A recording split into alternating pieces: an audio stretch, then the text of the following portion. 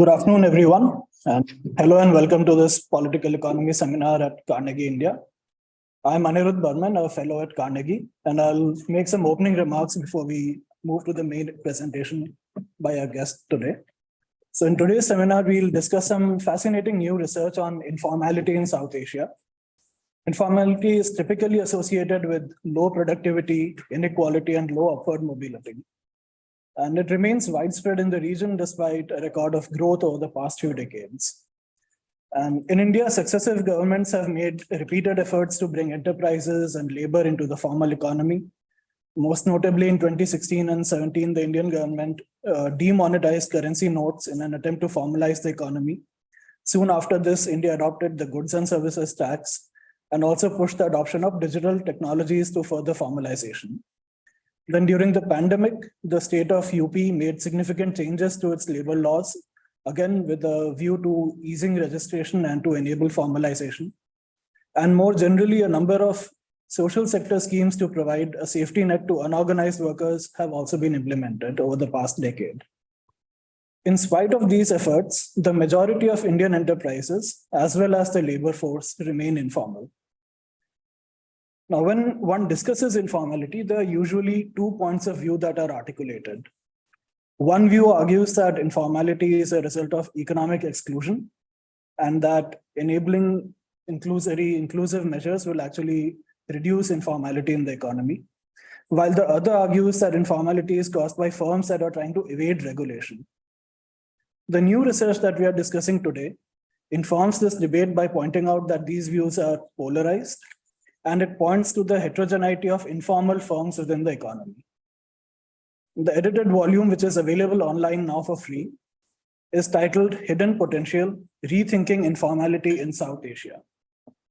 This volume brings together a collection of research that analyzes the causes and consequences of informality, including its relationship to regulatory barriers and market distortions. One of the novel aspects of this volume is to also analyze the impact of e-commerce and digital technologies on the informal sector. And other chapters in this volume focus on the impact of tax policy reforms on informality and on the need to develop universal social security systems as another measure to improving labor productivity.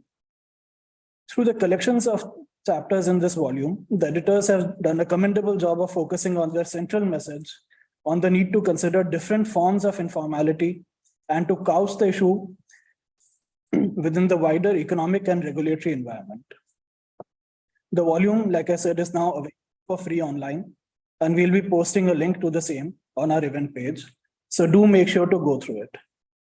Today, we are delighted to have one of the editors of the volume join us for this discussion. And it is a privilege for me to welcome Maurizio Bassolo, who is a lead economist in the Chief Economist Office for South Asia. At the World Bank, he has also worked in the Chief Economist Office for Europe and Central Asia and in the Development Economics Prospect Group. He led operational teams in the aftermath of the 2008-9 crisis and negotiated with Latin American and Caribbean governments for the implementation of reforms to shield the most vulnerable. Maurizio, it's a delight to have it here, and welcome to Carnegie, India. Maurizio will present his work for approximately 20 to 25 minutes, after which we'll have about 45 to 50 minutes for an open discussion. And we have people attending over Zoom and YouTube, and we'll also take their comments and questions while the discussion is going on. So once Maurizio ends his presentation, please feel free to put in your questions and comments in the chat box on Zoom and YouTube. With this, I now request Maurizio to make his presentation. Right. Okay, very good. Thank you for organizing this. I'm sorry that I arrived really at the limit, but we got lost on the way. It was a bit of traffic. So thank you. You summarized quite well the gist of the narrative. So I'll maybe go a little faster on the first part, and 20 minutes may be a bit short, but I'll try to keep it as short as possible to have some discussion. So the introduction is you have already set it out.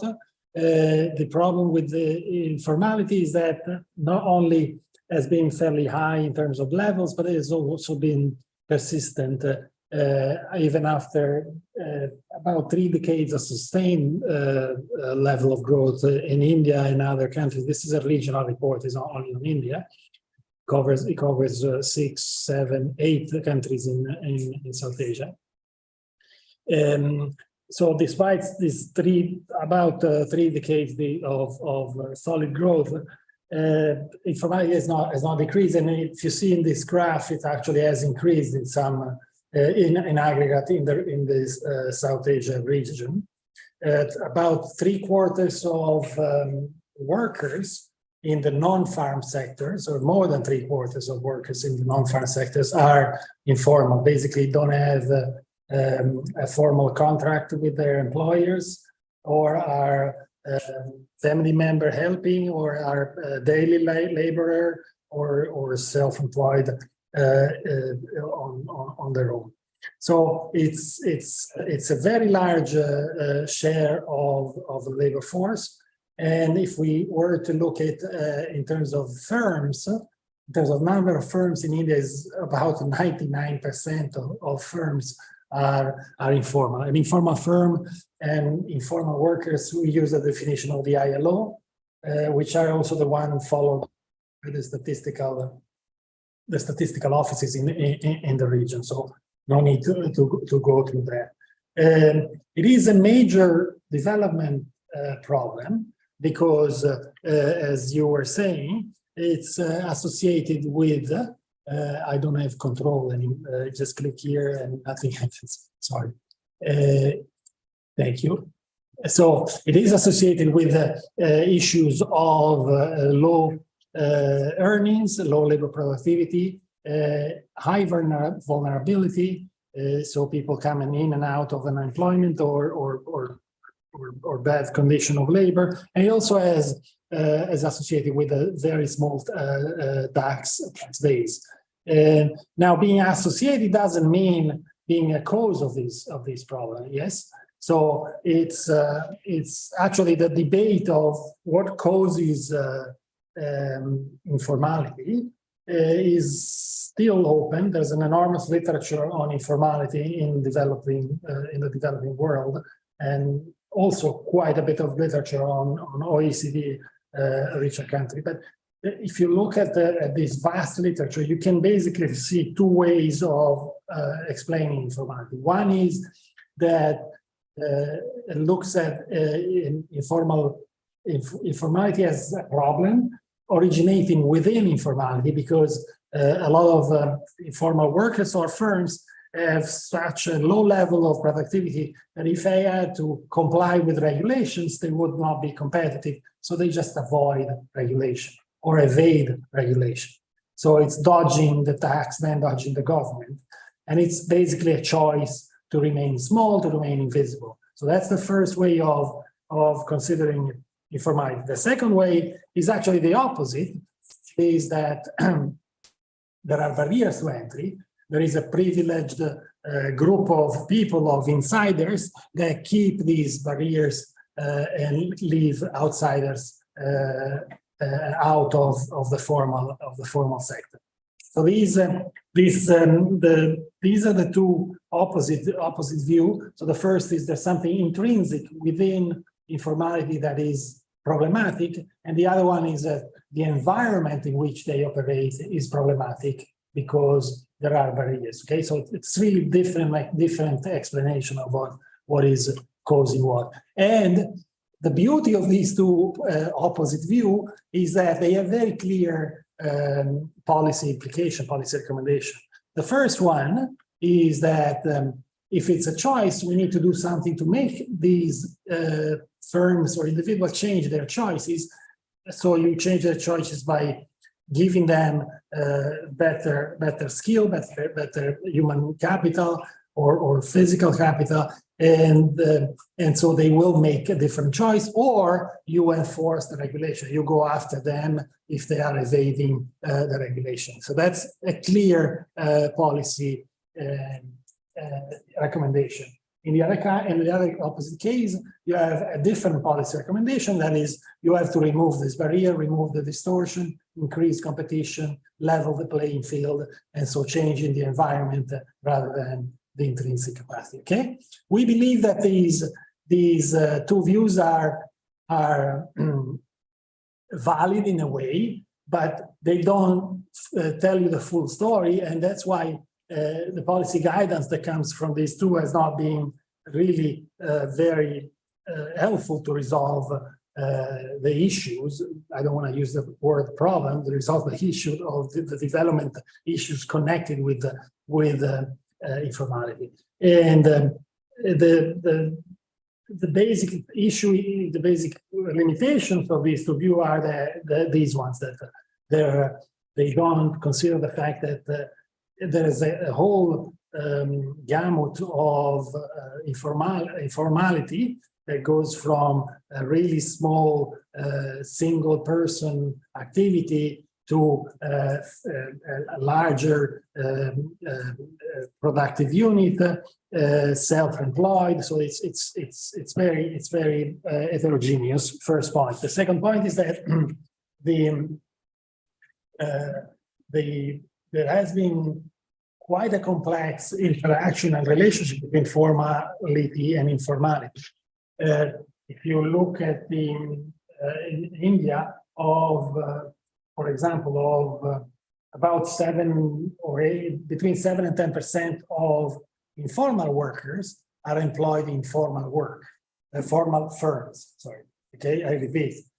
A good chunk, about 10% of informal workers that don't have any contracts, are actually working inside formal firms. So even calculating the GDP contribution of formality is complicated, because if the inputs that they use are from informality should be accounted for producing the GDP. Okay, so there is this complex interrelations, and finally there are issues of even if you believe in the exclusion story, changing the environment is complicated because it means changing vested interest of the insiders, and therefore you have to consider political economy issues. So even that policy advice has not necessarily worked. Someone that has a mic open, so there's an echo. I request you to mute your mic, please.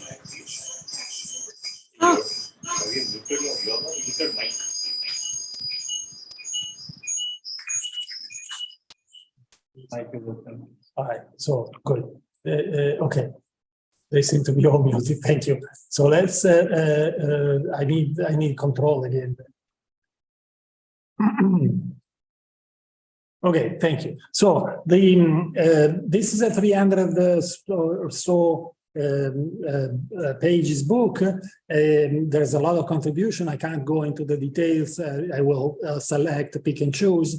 This is a sort of the table of contents of the book, and you see it's divided into three areas. One is the determinants of. We have 3 chapters on the determinants of informality, 2 chapters on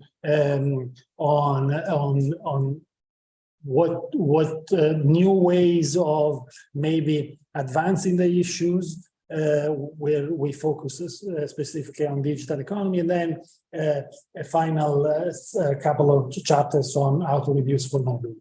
Okay, 4 main messages out of these collective 8 chapter, 300 and so pages of work. The first message is that when you look at informality, there's the large majority of informal workers and firms are outside the purview of regulation because they are small, and they are not small because they want to avoid regulation. So it's really outside there. So it's not a problem of dodging the tax man or avoiding the regulation. The second message, which is linked to this one, is that when you just change the regulation that determine the registration of a business, the effects tend to be small and temporary as well. So you have to change much deeper distortions, and the changes of these deeper de facto barriers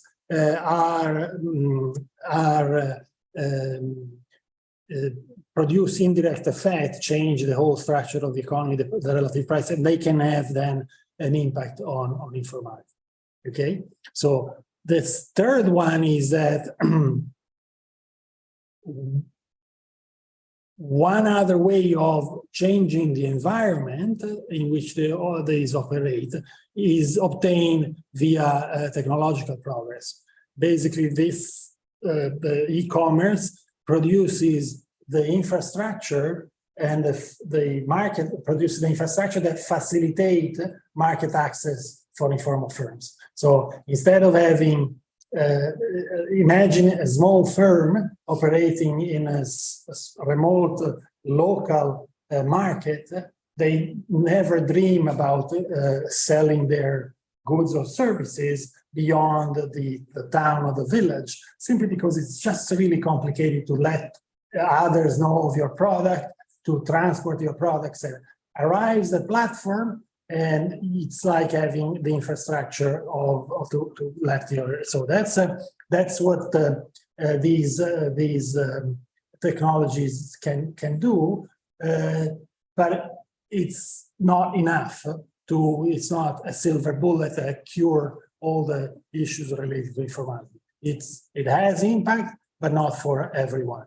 The final one is that it's about vulnerability, and again, from the point of view that not all informal workers or firms are the same, you need to consider this heterogeneity when you want to expand your social insurance or social assistance and you have to a combination of that and a multi-pronged approach to resolve this. Fundamentally, there are informal workers, people that have some capacity to save, and they don't have simply the products, the fiscal financial products to make these savings work for them. I'll give you more details on each of these, but before I do that, let me give you a quick rundown of the conceptual framework that helps us model the heterogeneity of the firms. So you have to start. This is coming from, we didn't invent it. It's coming from the recent literature on heterogeneous firm. You have some reference there. Everything starts with imagining a very simple economy which has no government and zero regulation. These firms employ labor and other inputs. They produce an homogeneous good, and the only difference across this firm is their total factor productivity. When these firms start interacting in the market, there are diminishing returns to scale, what happens is that a distribution of size firm emerges, where smaller firms are those that have low TFP, and large firms are those that have large TFP. Why not all the production goes into an enormous, gigantic firm if they have the max TFP is because of decreasing returns to scale. So as firms expand, because they have a higher TFP, they absorb inputs, but also the inputs that they absorb have decreasing returns to scale. So at a certain point, there is a balancing situation. So that's how we have this distribution of size firms. And in this situation, there is efficiency and maximum total output. Now, if you introduce a government in this setup, this is what happens. The government imposes an entry cost, which is just a fee to register into some registry, and it additionally it imposes a labor tax that is some contribution that they have to pay to workers. In addition, which is important, crucial to this, is the enforcement of these is not perfect. So the larger you are, the more visible you are, the more likely is that you get caught. And so the more likely is that you don't want to be caught and therefore comply with the regulation of paying the tax. So on the right-hand side there, you see on the horizontal axis, you have the size of the firm, and then you have on the vertical axis measured the net benefits of formalization.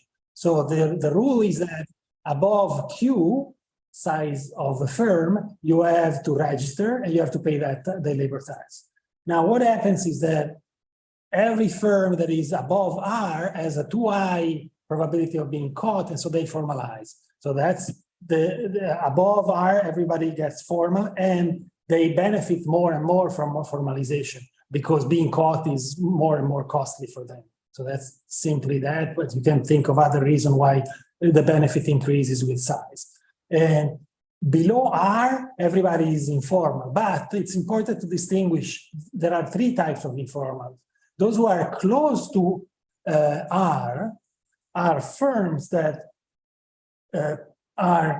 we call them, as Ravi Kambur does, avoiders. They are firms that could be large enough, but sorry, I'm confusing. Sorry, let me rephrase. Firms that are close to Q, okay, firms that are close to the limit where they should be formal are avoiders. They prefer not to, while they have the capacity, the TFP, to be above Q, at that moment they will have to start paying, but they are not as competitive, so they prefer to not grow, constrain their growth, and be below Q, and so they are avoiding. They're not evading, they simply are restricting their expansion, so they're avoiding. Those who are between Q and R are the evaders, so they could be caught and pay, but they are small enough that they try it, and so those are really the evaders. And everybody below P are really the outsiders. Okay, so they're not in compliance, and in fact their regulation doesn't even apply to them, and so they are called outsiders. In this situation, since some firms have to pay a different price for labor than others, the formal pay a different price of labor, the allocation of labor is not optimal. In fact, as you observe in reality, formal firms tend to be not labor intensive, and informal firms tend to be much more labor intensive. That's what happens. So you have a misallocation of labor. Yes. Question here. I mean, how do you actually identify the avoiders? Like, isn't that it's very difficult. You don't. It's a theoretical model. In reality, it's not easy to observe those choices. So you don't have a counterfactual. So it's a theoretical model. You can't really. I'll have some examples now. Right. Okay. So so once you have this framework helps us to go through this. The first message is about this. So how many avoiders, evaders, and outsiders are there in informality? And I told you already the answer initially is mostly are outsiders. And there are very few avoiders and evaders. In fact, there's this paper goes to your question, sir. Chatterjee and Kambur, they have used the way to look at the actual distribution of size firm, and they have I always confuse them. There is the annual survey of industries, and there's another one which is the annual survey of NSSO. Yes, yes. And so in the second one, they should be all below 10%, depending on if they have electricity or not, etc. So if they find someone that is there above 10, but they are still trying to be informal, it's the avoiders. Avoiders. Then the evaders are above anyway. So they both between the avoiders and invaders, they have only about 3%, and everything else is outsiders. In the case of India, according to what they did, the estimation that they did. The way to capture that empirically would be to do experiments where you change Q, you move Q, and you see what happens to the firms, but which you can't, right? So, same things for the other countries that we look at. So the first point is this, that there is heterogeneity, but the majority in South Asia tend to be outsiders. So the whole first story of choice doesn't seem to apply so much for a smaller share of the firm. The other important thing is that you saw these advantages, the net benefit going up with size, and you see here from a survey. Again, this is difficult to estimate empirically, but from a survey you can see that various types of benefits, I can't even read anymore there, but you have a series of benefits that are all, according to the perception when you ask the firms, are all higher the larger the size of the firm. So you have, I cannot read this anymore. You have able to open a bank account, to serve the government, to gain from a reputation, have a loan, contract enforcement, legal records, etc. All of these benefits tend to be larger the larger the firm is. So that confirms our conceptual framework. And then the fact that there is a lot of overlap, you can see it here for both the labor market and the firms. The left-hand side graph is the firms, and the right-hand side is the people. So you have there different productivity, labor productivity distributions, and you have the formal distribution, that is the solid line which is the most to the right, and then different size distributions for in the informal, depending on their size. The averages are the highest averages is for formal, so they are indeed more productive, but there is a huge overlap in the distribution, as you can see. The other one on the right is for Bangladesh and Pakistan. Is you order all the workers from according to their earning, from the lowest earning to the highest earning, and then you bin them in 100 bins or percentiles, and then you distinguish whether they are formal or informal. And obviously at the bottom, mostly are informal, but then you have still the informal workers even at the 80th percentile. So there is overlap.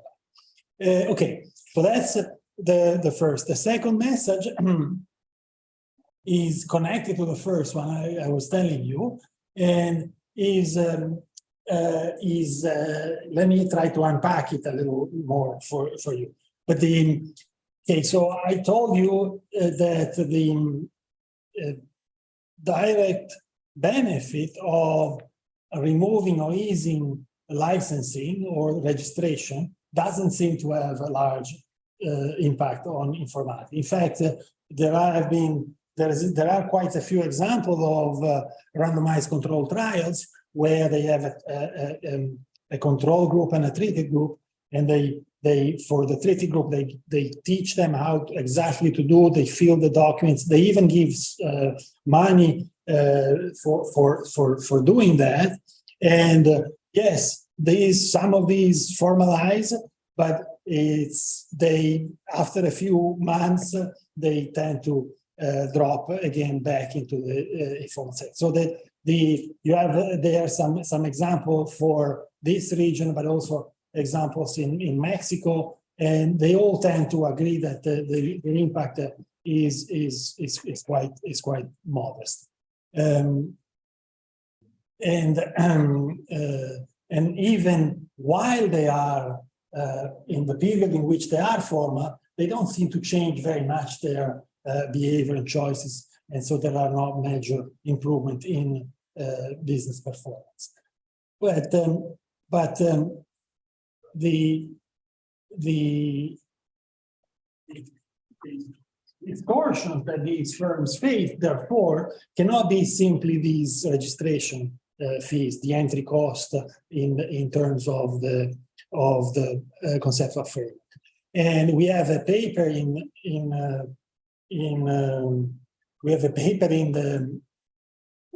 the book that tries to figure out what are the de facto barriers, what is behind that makes firms, even if you help them to register. By the way, we had a very quick parenthesis, but we had a discussion 2 or 3 days ago, and there was a representative from, I don't remember exactly which national bank here, but they were saying that there are quite a few portals that the government set up to help workers formalize, and he was giving us very large numbers of people that have formalized. But it's the same story as here. It's not just that you register and go into a website and give your name and then you are formal. It's much more complicated than that. And so we had a bit of a discussion there. But this paper tries to estimate these barriers, these de facto barriers,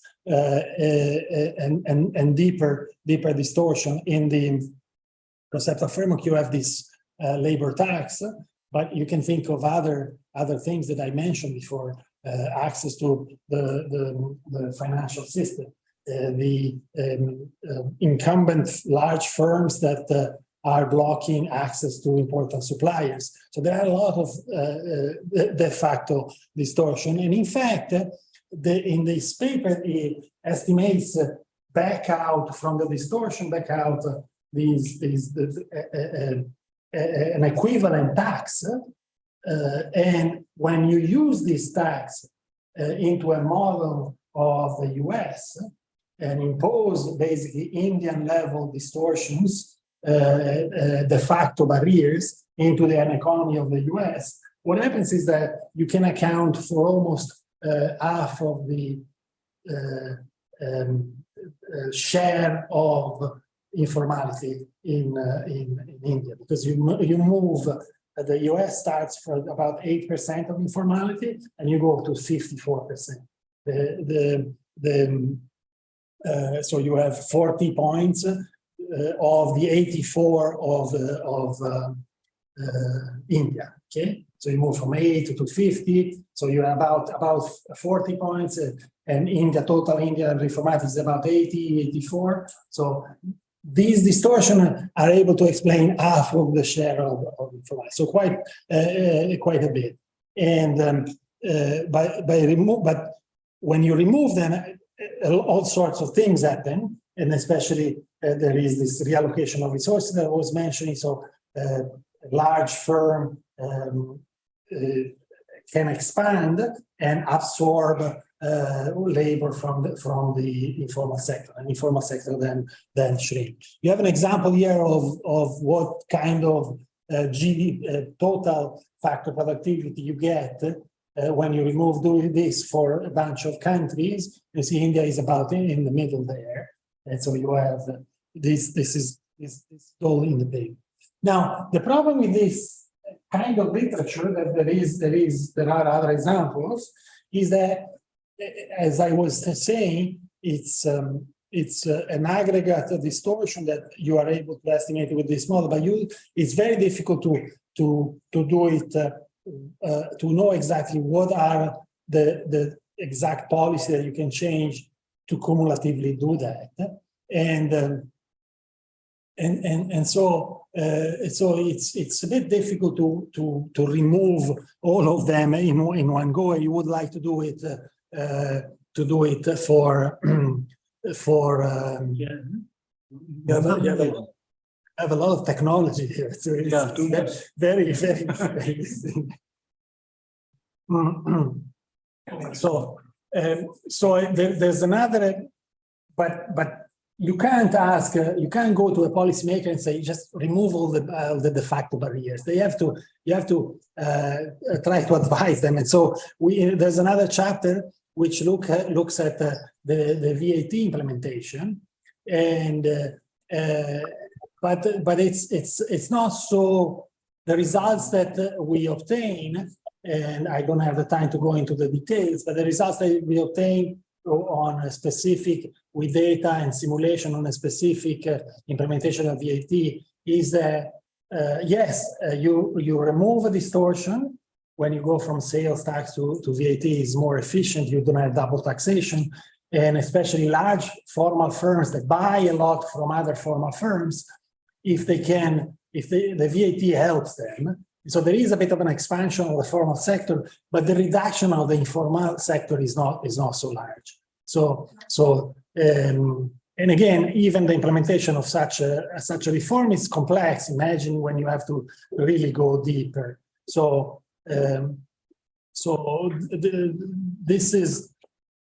It is important, much more than just the registering into a formal list, but how to go about it is not easy.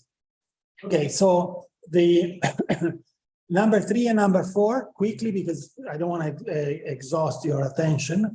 But number 3 is quite interesting and innovative. It's about these new technology. How comes that these new technology help with informality? I need to go down. Okay. Yes. Okay. I can't.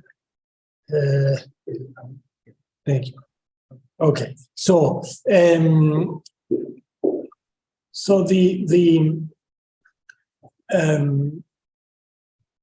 the story is a little like this. The digital is what I told you already. The digital technology basically eliminate important de facto barriers for outsiders.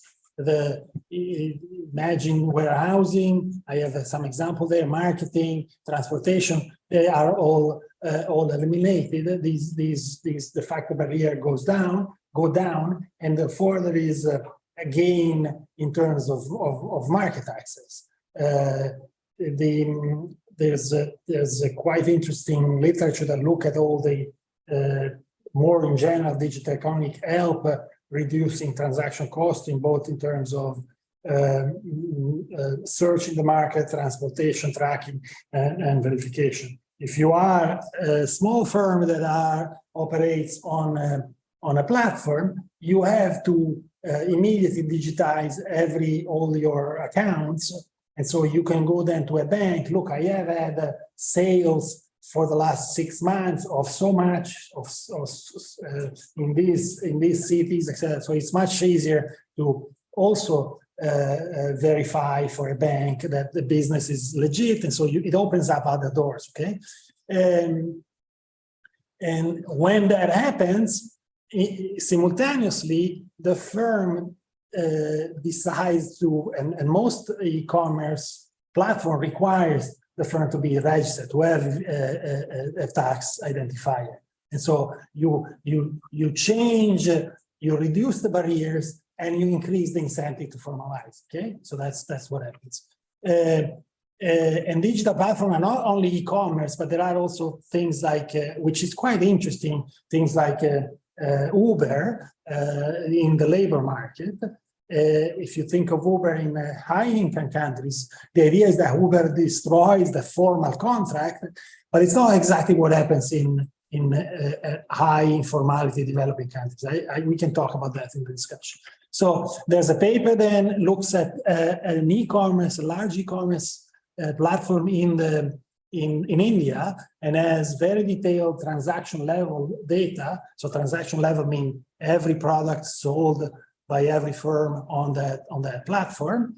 And interestingly, what we observe is that the benefits in terms of increase of the sales and increase of the market reach in terms of geographic reach is similar for formal and informal. The first graph there is in levels, but you have to imagine this, the first derivative in growth terms. Clearly, actually, the informal have even larger bars, but you imagine the difference between the various periods. And if you were to plot the growth, about until the 15 month, they grow at the same sort of the same rate. Okay, so there is not more benefit of for formal and informal. And also in terms of number of PIN zip code or PIN, as you call them here, I guess, right, is similar. So they are accumulating, they are expanding their market reach. They don't sell only locally, and both formal and informal. But as I said, it's not a silver bullet for two reasons. First, that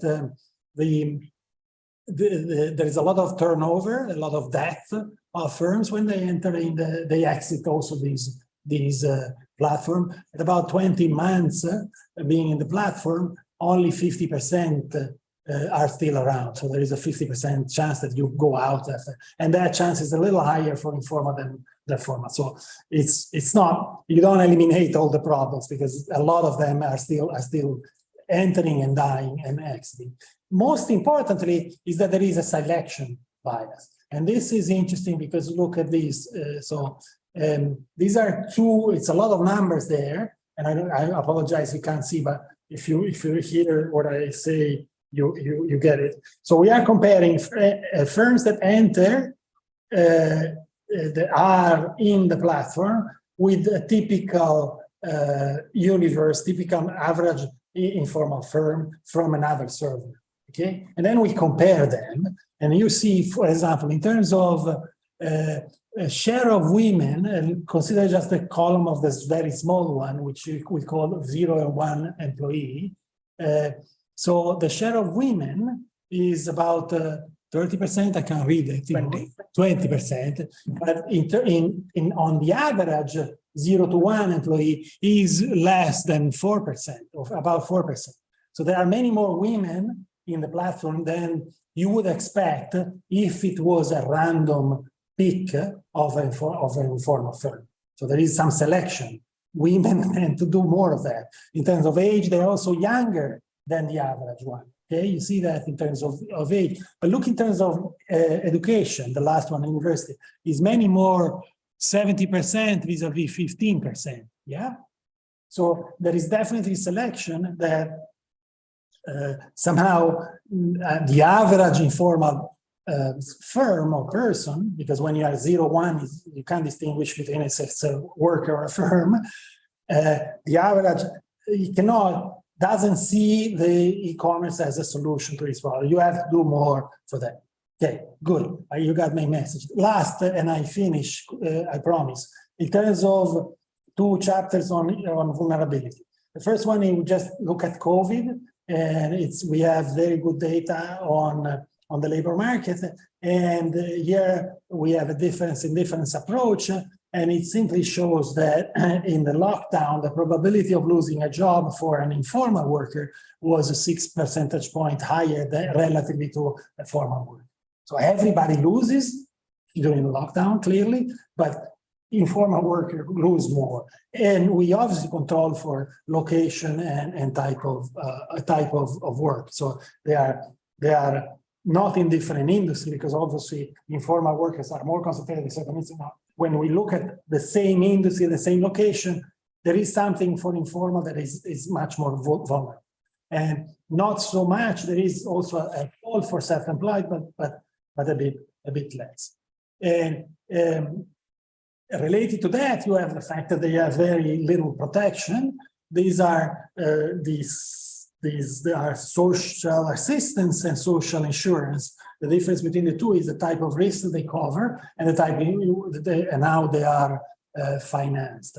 mainly social assistance are anti-poverty and they are financed from general taxation, whereas social insurance are financed by contributory system, okay?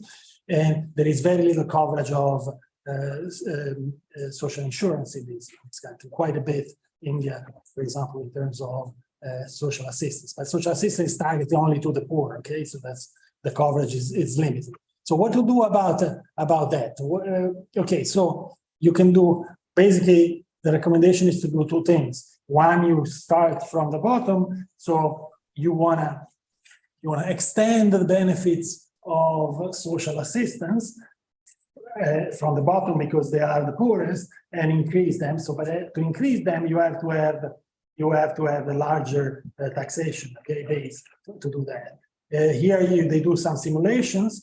You see that there's those graphs are only based on, let's do non-contributory pensions, and let's extend that beyond just the basic that you have now, and it becomes immediately, as you extend the coverage and the amount, it becomes immediately prohibitive in terms of share of GDP. So that's, you can do some of that, but it's not enough. You have then to look from the top. So you have somehow the social insurance that is contributory, but right now it's a very small group. How to enrich, how to close the middle. So you have to figure out a way of how much saving capacity there is. This graph here shows you for Pakistan the fact that there has been an expansion of the contributory system. In 2001, there were 20%. The age 65 were able to finance at saving that they are able to finance 5 years of consumption. That in 2018, 8 years later, from 20%, you go to 35%. So there is an expansion, but you have to do much more to cover everybody. And especially you have to produce, offer them saving instruments, because even this expansion is mainly saving locked up into real estate, which is not very good. So, okay, just touching the very tip of the iceberg there. A summary. Informality has been pervasive and not changed even after sustained growth. You can't ignore it because this is a key development issue, okay? And a message that comes from the collective effort is that there is indeed hidden potential. As I said at the beginning, these are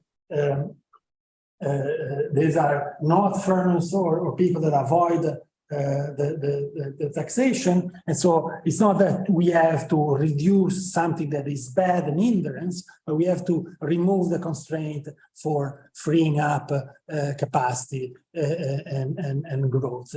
And you need to take into account that informal worker and firms are not all the same. There is an enormous heterogeneity.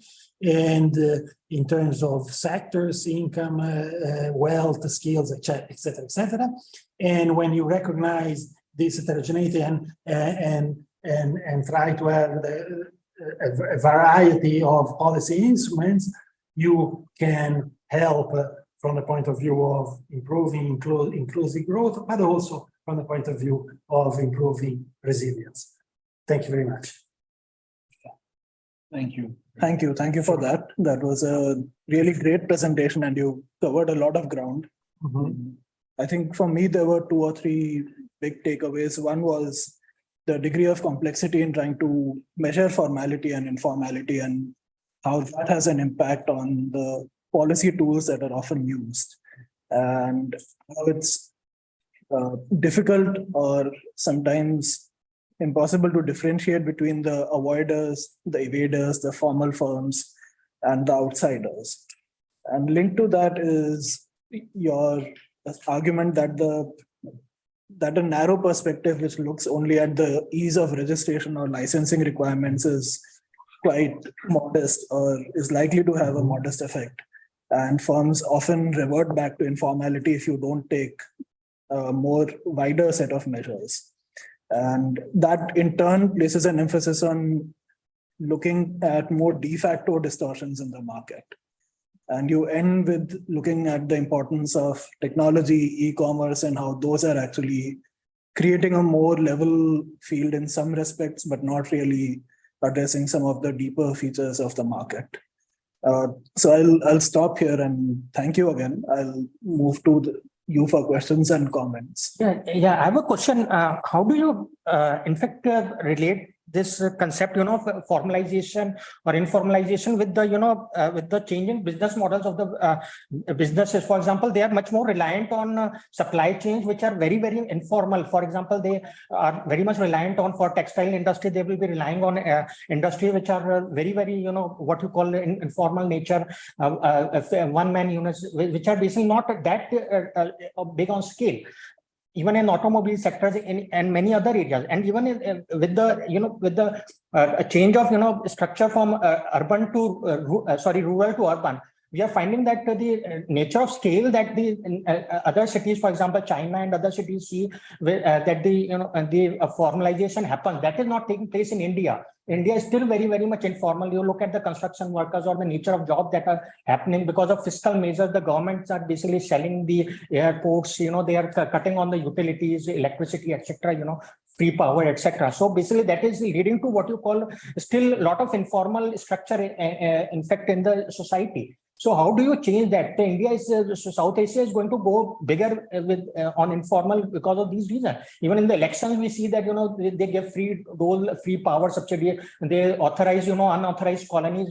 So the incentive is not there for businesses to go formal. And even in the big industry, big companies, big corporates also, we are seeing that informalization is getting very big, because either they are cutting on contract manufacturing, either they are example, taxes, etc. Previously they used to keep employees, now they are so outsourcing them to third parties. So how do you relate this thing with the, with the changing structure, even in the, because the big corporates are also not now getting informed. So clear-cut definition is not there that we used to had around decades back, of the formal and informal. Now the, it's getting a lot more blurred, So how do you, thanks.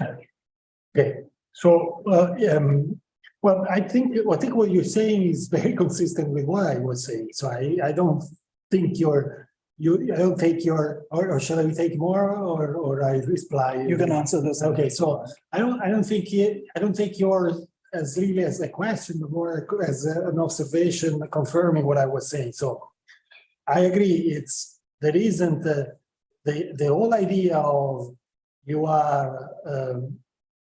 are formal from this threshold and you are informal from below that is a little bit misplaced. And although you have to simplify and I use models, etc., what I have insisted is that there is this blurred situation, and there are firms that could be informal firms that could also be formal, but they restrict their size to avoid regulation. There are a lot of formal firms that are outsourcing certain things to informal workers to, again,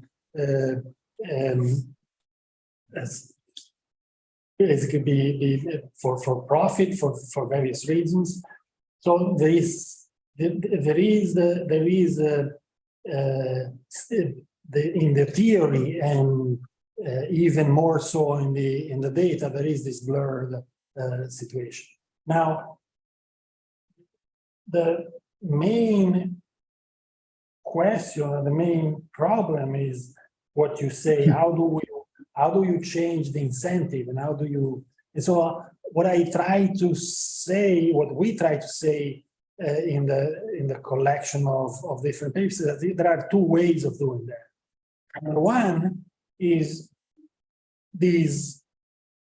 working on on the change of the environment in which they operate, and so reducing these barriers to entry, reducing the fact that reducing this distortion, the fact that not everybody has the same access to important inputs, being capital, being electricity, being the digital infrastructure, etc. But as I showed you, I think even when the digital infrastructure becomes available, it's not a solution because you still have some intrinsic limitation in some firms that you need to do something about it.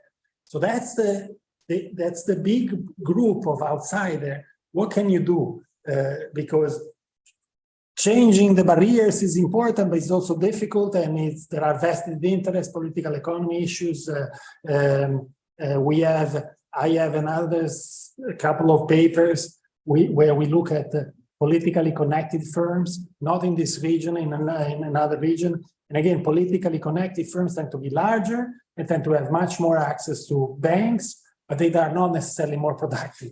And so because they are not more productive, they still cannot expand, they cannot grow and absorb informal. So it's difficult to just remove the barrier, but it's something that you need to do. The other one is how to help the outsiders. That's very difficult, and even in terms of just protecting workers from risks. The system is simple. Either you are poor and I give you assistance, very basic assistance, but as soon as you are not more poor, it's very difficult to how do I help you take more risks and become more productive? Even in Sweden, there was a study that I saw some time back. I give you the example of the US. The US has most health insurance is linked to your employer. Health costs are extremely high in the US, extremely high, and it's not the best system at all. Therefore, a lot of people tend to continue working in McDonald's or very basic jobs for the US market because they have insurance, health insurance. And when you compare the health insurance of these people with the health insurance of people who have young people who have insurance from their parents, similar people, but the second type, they spend much more time in the unemployed to look for a better match. And when they find a job, it's much more productive than the other. So what I'm trying to say is that when you provide for some form of insurance, people take more risks, and if they take more risks, they can end up being matched better in the labor market and can become more productive. Just giving transfer to below the poverty line is not enough. Other things, there is a distinction between this mass of outsiders, which is also not homogeneous. The outsider, there are outsiders who have entrepreneurial capacity, and outsiders that just employ themselves because they have to survive, and so they find something to do, but they are actually not interested, they don't have aspiration capacity to. Sorry, please. Yeah, the final point was on flexible labor contracts. I think somewhere digitization as a disruptive effect have made people to incentivize certain kinds of work patterns, where they're looking at the gig economy or the digital economy for certain part of the work they're doing. Yeah. But they're already associated with all existing work patterns. Mm-hmm. I think whatever part that I could follow from the presentation is absolutely correct from what the data is saying.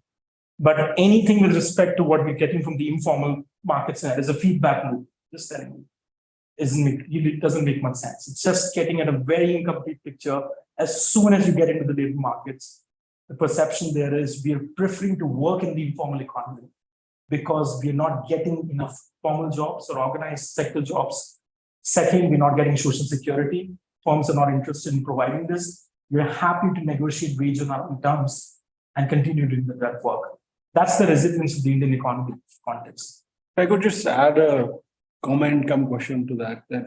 So there are two issues. One is a formalization issue. The other is the employment formalization. And these are separate issues because firms formalization about regulation, tax enforcement, those issues. And employment formalization about benefits and giving a security of a formal contract. And obviously workers are also choosing, as you're saying, in some context to prefer informality because working with a formal contract may not come with the kind of benefits that we assume that it comes with. I mean, formalization in India is not such an obvious thing because many formal firms are preferring temping and consulting and offering contracts which are very thin, and basically informal contracts for all. And even if there are formal contracts, the benefits that they come with will be very, very limited. So although I think the burden of this paper or the book and the talk is basically about improving the lot of the labor and their, giving better security to it. Much of the work seems to be more on firm formalization, how to create conditions in which firms can get formalized and, how can they be so both, whether it's compliance burdens and so on, or other issues that will be leading to it. But at the same level, even a formal firm is choosing to provide certain benefits or not provide certain benefits, to hire people formally or informally. That decision also seems very consequential for this. I mean, basically flowing from his comment. The other issue is more of a comment. When you talked about the second message, where business regulation reform is not leading to any informality. Now, this seems to speak to a broader concern of trying to look at de jure laws and their impact on actual reality of political economies in developing countries. So now, obviously, it's been many years since people have been arguing that it's not the rules, but deals that kind of define the reality in political economy. So even if you change the rule, say, cut the time for registration or getting a notification to half, it doesn't really matter because in reality, that was not the time that it took. So that has always been an issue. And I wonder if that is what is going on here when we see these marginal impacts of de jure changes in regulation, having absolutely no impact on informality, or very little impact. Because what we care about is the reality of the administrative structure that is taking the decisions vis-a-vis the firms. So the government firm relation may not be determined so much by what's written in the law, but the bureaucratic incentives that are driving the implementation of the law. And that's where maybe we need to work on to change that reality. So then maybe the impact will be a little bit. But I don't sense that these are. I disagree with what you're saying, or I say things that are very different from what you're saying. So, I feel maybe I wasn't very clear, but I feel that we are in agreement, and I began the whole talk by saying that having a model that either goes into a view that informality is avoidance of taxation, or the other one is that it's completely just exclusion, are not useful to explain the reality, which is much more complicated. So I think we agree.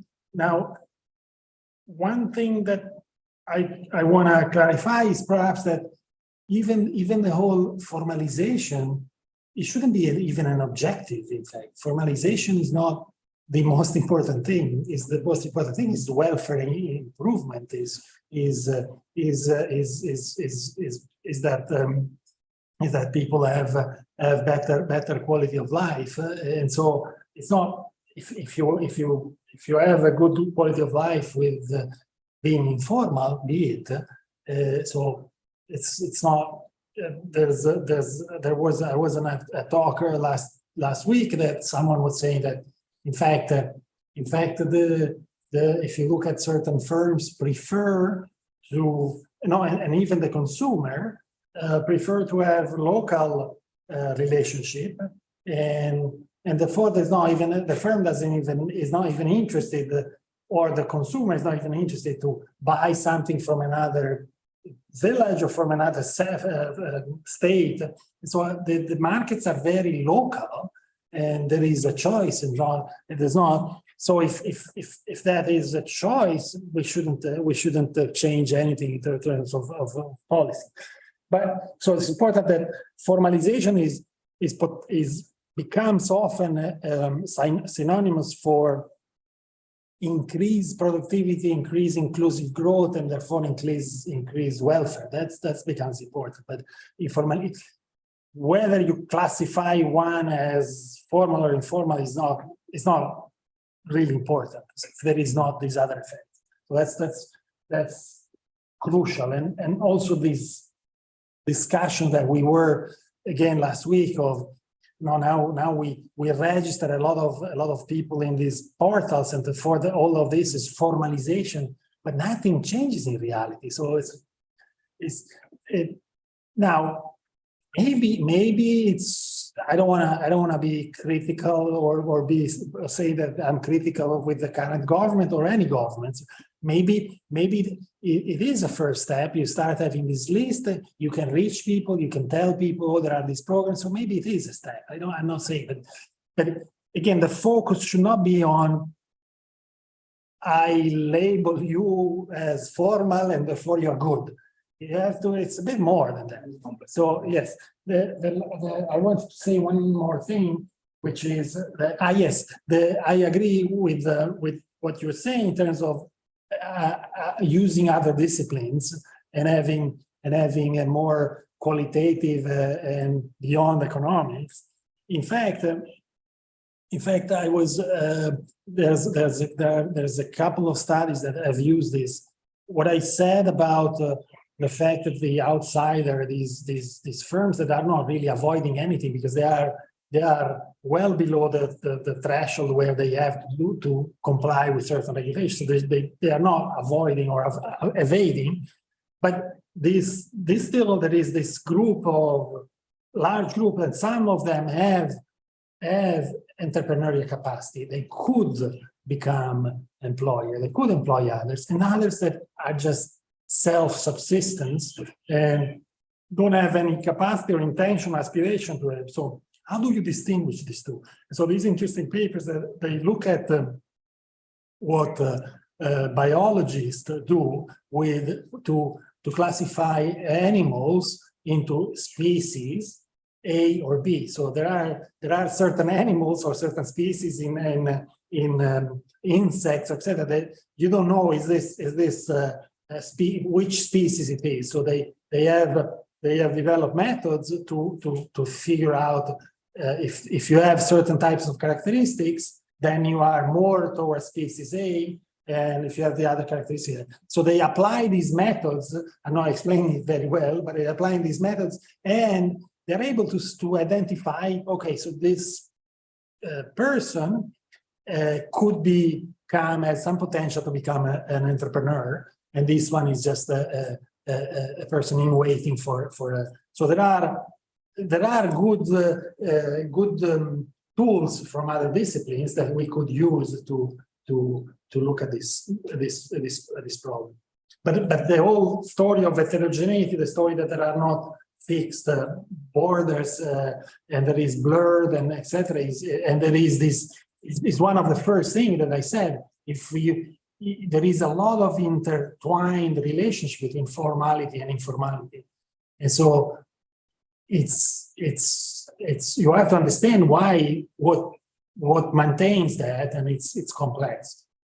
But does the hidden potential have anything to do with informality? Say it again. So the title is the hidden potential. Yes. There's a hidden potential, and if you look at this problem from a lens of formality, Yeah. you could potentially unlock it. But is that the right lens, given what you just said? Well, I might just maybe one point. I can stay. No, just one very quick point. See, it was I think what you're saying and presenting and communicating is exactly the way which is underlying some of the limitations of the way of seeing of the problem in the economic framework. Point is, the context in which we are having this conversation and the policy making, because it's very clearly on political economy ramifications. It is exactly this sort of thinking and presentation and viewing of formality, informality, looking at the undertone. Many repeated number of studies coming out, World Bank, and I've looked at many of the other. It's what made the existing decision maker in the policy making realm feel that something's not right on one side, one big side, a chunk of 80% of the work market. And we went about doing things in a manner in the last 8, 9, 10, whatever years, which had just completely ignored the ramifications of our actions on that 80%. Right. And in the Indian scenario, the reasons we didn't suffer from the 2008 shock or a number of these shocks was because there's a massive informal economy, which was guiding the undertone of consumption demand. And that consumption demand right now is it's one of its lowest points because your low income groups, low middle class, which is otherwise absorbed by the unorganized informal space, has been struggling for a really long time. So while I understand the way you're trying to project the complexity, unless this comes out from those privileged enough in circles of power to put this, it's not me or someone else to be able to point it out. You look at the work, and when you put it out in a text very clearly saying that, listen, this is what the models are saying. But when you're on the field talking to XYZ people, the sense you get is these models are really not representing the true scenario. And I think that's the picture which we are really missing. I'm just giving you that sense, looking at what is happening more from not just the labor market. Firms are not at all interested now in offering social security because the undertone of the government is you're not obligated to do it, give more wages, increase your disposable income. And that's what, like, a lot of cases people might not want to respond to that. So I think that's just one of the things we have to be very cautious now from a disciplinary point of view, because some people, unlike yourself, would not specify it and say, the models say this picture. But when the book is out or you're presenting this and a policymaker looks at it and says, you know what, we know this and we're trying to do exactly fintech. The whole point of ATM and other tools have now deeply come into the informal sector. Well and good. But to what extent, from a welfare perspective, that has standardized or increased the welfare? Gender imbalance is massive. The account is not most often in the name of the woman who's doing the work as chief vendor. It's often in her spouse's name. So there are welfare ramifications, and that's why we need to be a little more cautious, methodologically speaking. That's it. So, Maurizio, if you could just respond to that and also give your closing comments because we are out of time, and then we can take this conversation offline. No, I agree. I don't have to take much time. I agree.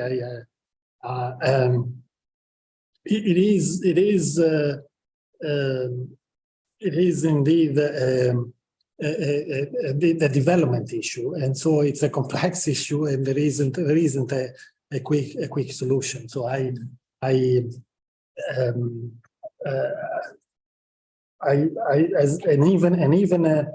mean, if your last, maybe I'll say one thing on this last issue of the fintech or the digital economy.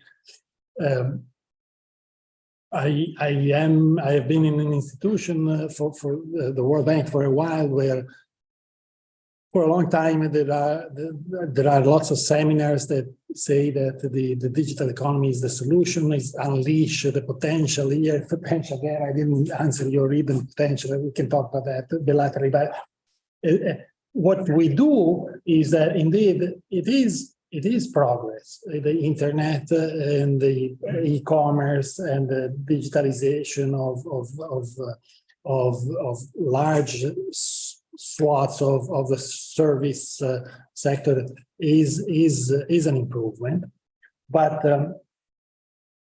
it's it doesn't translate to immediate to inclusive growth and opportunities for all. And therefore, if you were to just go, maybe paraphrasing a little bit what you were saying, if you were just go for, okay, so we need to invest in digital infrastructure, bring digital cables and internet connection everywhere, and everybody will be happy, and the welfare will go. No, it won't, because there are actual people that don't even want to have a transaction, impersonal transaction on a computer. They have no idea what it is, apart from a generational perspective. So a blanket investment in digital infrastructure will be important, but you need additional things. So I stop there. Thank you so much. And this has been a great discussion. And I think in some sense we are back to, you began your presentation where what really hinges on the complexity of measuring the distinction between formal and informal. Thank you everyone for joining us, and those of you who are interested can definitely, I think, continue this conversation offline. And sorry for the glitches in the technology, but we hope you continue to have a good discussion. Thank you. Thank you very much. All ended automatically. Okay.